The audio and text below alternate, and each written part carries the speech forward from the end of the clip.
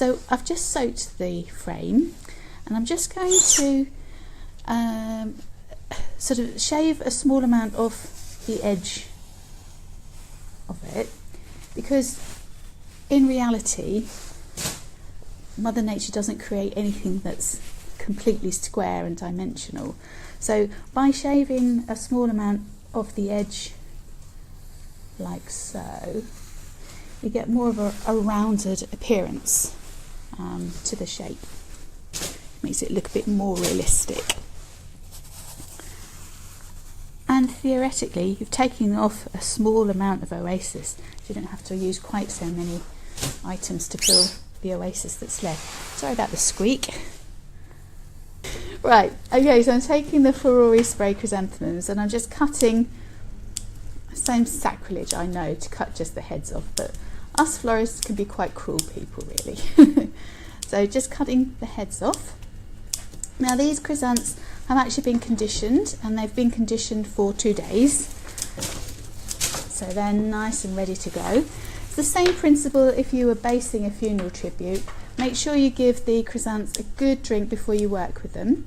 My suggestion would be at least 2, possibly 3 days, because obviously the more the chrysanth develops, the larger the head's going to be, and quite frankly, the less stems you'll have to use to fill your oasis frame up with.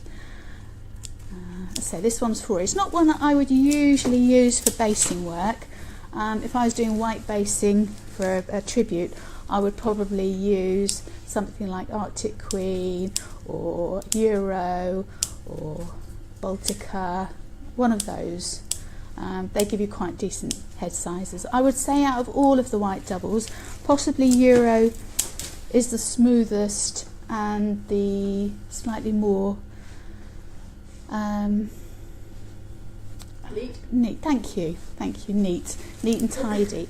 The petals on it aren't shaggy, they're nice and rounded like this, so you get a really nice neat finish, whereas sometimes Arctic Queen or Baltica can have a slightly pointed petal to it, and it doesn't nestle quite so happily next to each other. Gives a slightly more scruffy finish. So starting off with the slightly larger blooms around the outside. I'm not going to have sufficient to fill in the entire heart shape. There is a reason for that. I'm going to use other items as well. So a good way to base is, if I show you what I mean, slightly, I don't know if you can see this very clearly, so you get a really neat finish, slightly hold away the first bloom, place the next bloom next to it, whoops, so it nestles in quite happily. Whoops, I've just willowed that one.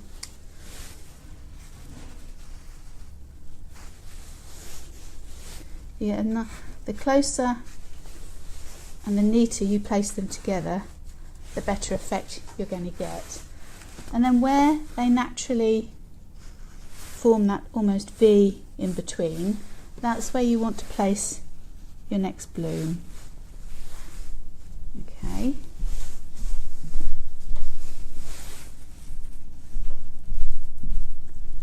So by placing that next bloom into that little V,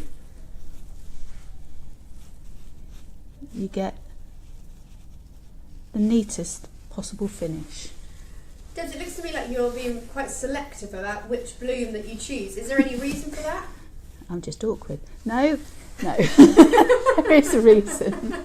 If you can see the size of the V that you've got there, then you can actually judge from the selection that you've got what nestles in there quite nicely.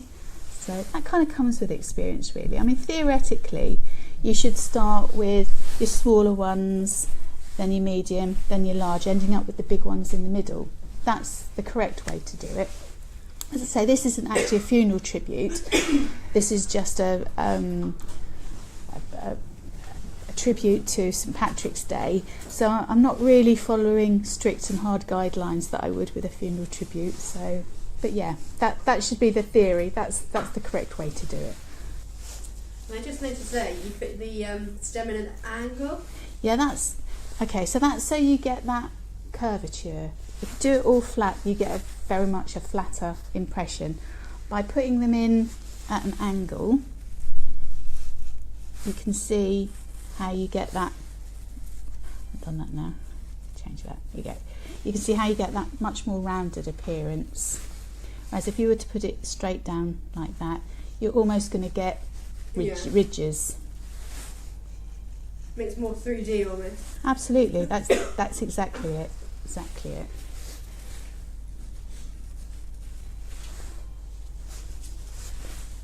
We're using the slightly larger ones as we go through to the centre. Nestle those in nicely. Now you can see I've got a little tiny gap there. Because I've used, I don't know if you can see, because I've used two rather large blooms there, it's left me with a little gap there. I'm just going to pop one of the smaller blooms in there, just to keep that going. Okay, so this side I'm going to use my Viburnum Opulus.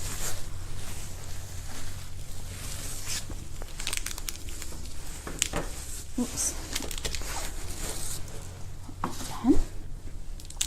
So, when you buy Viburnum Opulus, because it is actually a shrub and the stems are very woody, what you will find is you actually get a specialist flower food that comes with it, and that's usually for Syringa, which is the white lilac, Viburnum like this, and Forsythia, and Prunus. Prunus is the cherry blossom. Make sure you always use that. It just helps to develop it and helps to keep it nice and fresh. Woody stems can be sometimes, well, what happens is because they're so woody, the water doesn't travel up the stem quite so successfully. What I would recommend you do, cut the stem at an angle and slit the stem up, which opens up much more of the stem, opens the cellular structure so it can take water up more readily, and then by obviously putting the flower food into the water as well, you're giving them every possible chance to open and develop properly. Now again, I'm being very cruel here, so criminal, because you pay for the whole stem and I'm just chucking most of it away, which is unusual for me, to be fair. What you can do, if you wanted to, is you can save the greenery, and especially if you're doing more funeral work or something like that, you can use that as filler foliage because it's been conditioned, so it should be absolutely fine.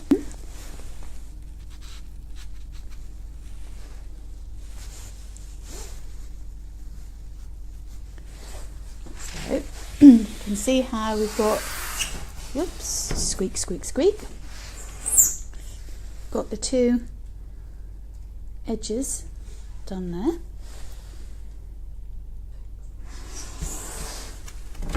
Now I'm going to move on to the Molucella, which is Bells of Ireland.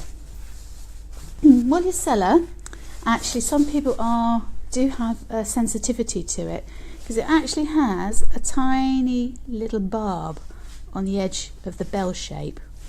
I don't know if you can see that. Can you see the little barb? Do you want me to bring it a bit closer? There you go.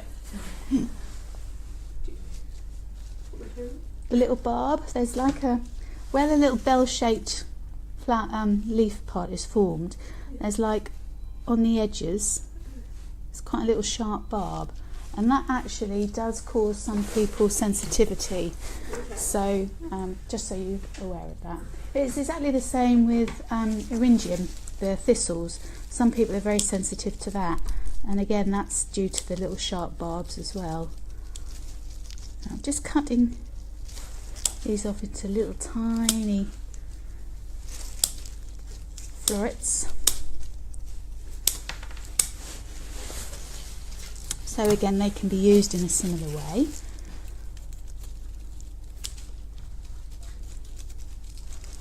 So all I'm doing is separating the little clusters and cutting just above the next cluster. So I'm putting the little florets in next to each other, fluffing them out. They're quite sturdy, so it's quite nice actually to use something that's got quite a firm stem to it. And then gradually add little pieces.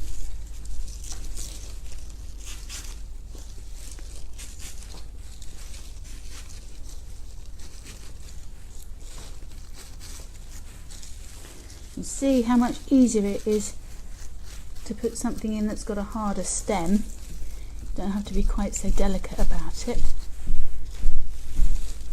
I'm now moved on to Eucalyptus Populus, and this is the one with berry. I love the one with berry because it has such a lovely texture. And I'm probably guessing that by now you've sussed out I kind of want to bring some texture into this rather than it being very flat and two-dimensional. So what I'm doing is just cutting little tiny florets off, or little tiny sections off. Okay, so already you can see what a difference adding another texture makes. What I've done, you've obviously noticed this, but what I've done to start with is I've used the flowers that are actually going to give definition to the heart-shaped leaves of the shamrock, and then I'm adding my texture to the centre, so at no point do you then lose the shape of what you're creating. We're just adding the populus berries to this, so already you can see the different textures. Still grouping though. I'm not dotting it about, I'm still keeping it grouped. If you do group something, it actually gives it extra emphasis. If you dot it about, you get much more of a kind of unstructured, not quite so detailed, not so such a design orientated kind of image. Yeah. You get it. It's much more random and country garden really, which is fine if that's what you want to achieve. But today we want a bit more structure. There we have the next lot of greenery, which is the populus. Now I'm going to bring in some greenery that way and that way. Now I'm going to add the Buxus just to fill this part in.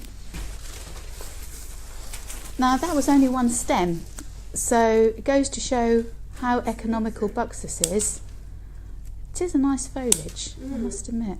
I've used it quite a lot in garland work, where we've used the netted garlands, because you can cut it down into little tiny pieces.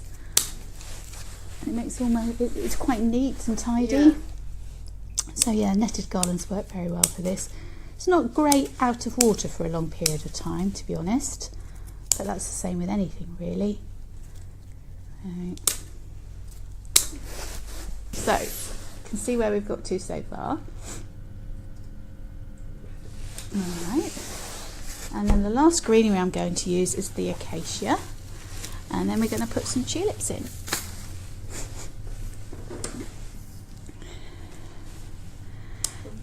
Now, because we want to create sort of the stem part, if you like, of the shamrock now, I'm actually going to put all of the pieces of acacia in a linear format, so it tries to create the length of the stem. Just creating the stem now.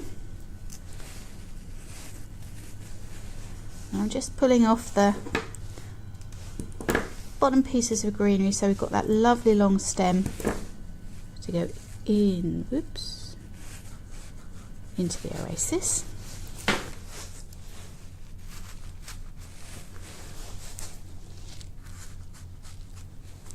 So you can see how the textures here are. So now it's all greened up. Now I'm just putting the tulips in little groups.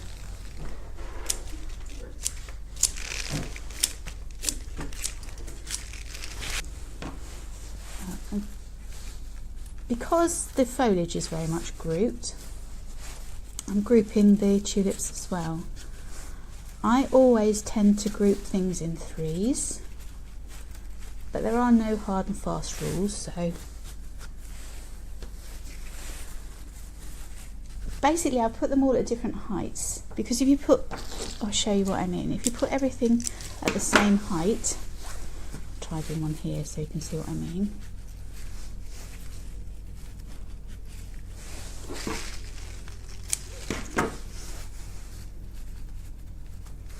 Oops. Okay, so by putting them all at one height, the eye doesn't naturally see each individual bloom. By putting them, it just sees one whole clump. By putting them at different heights,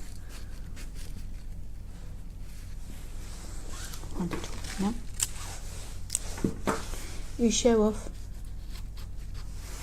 each individual one.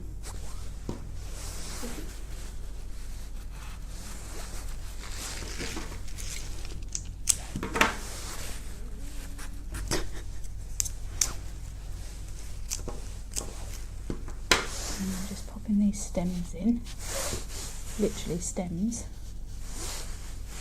just to emphasize the fact that that is the base of the flower.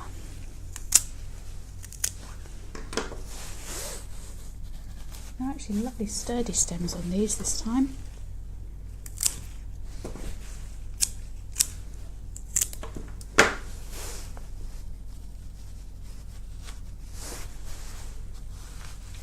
Don't put a big one in.